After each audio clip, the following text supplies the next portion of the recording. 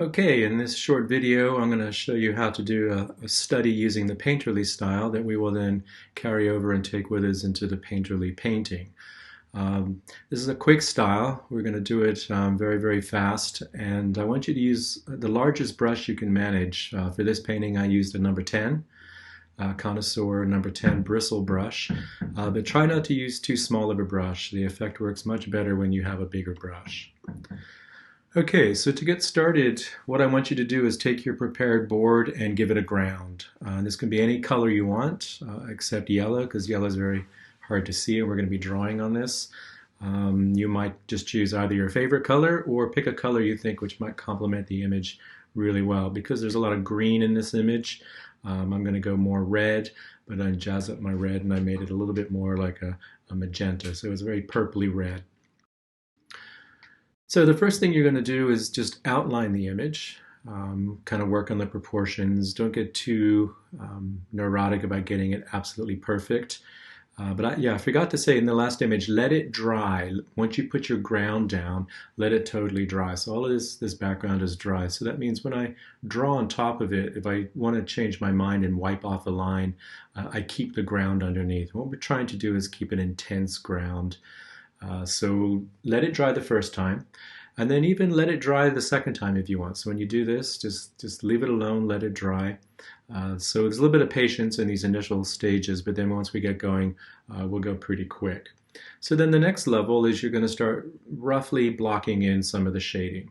All right, so don't get too worried about details. In fact, these early stages are really important that you stay loose, but just kind of pay attention to basic relationships. So we see that, the pear is slightly darker here than the background, but lighter here than the background. It's going to be darker here and darker here. So, don't get too caught up, but just look at what is the basic structure: light on dark, dark on light, and the appropriate edges that you see there. And then the first thing I want you to do is actually put in the background. We know how light we're going to be here.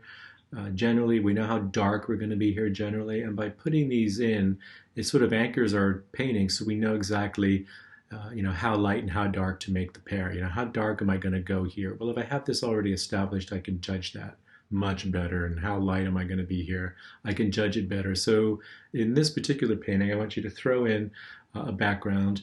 Notice the brush strokes are pretty broad, pretty energetic, lots of different colors. Even though this is white, I just want you to make it light. So use light colors, and this is dark, so use darker colors. We will get a little bit more accurate when we come to the object, but for background, we have a lot of leeway. This will also be the wildest stage of the painting, so don't worry about covering up all the pink in my case. Don't cover up all your ground. Leave it very, very loose. We're just keeping it very spontaneous looking, very fresh looking. This is very different from the first painting we did.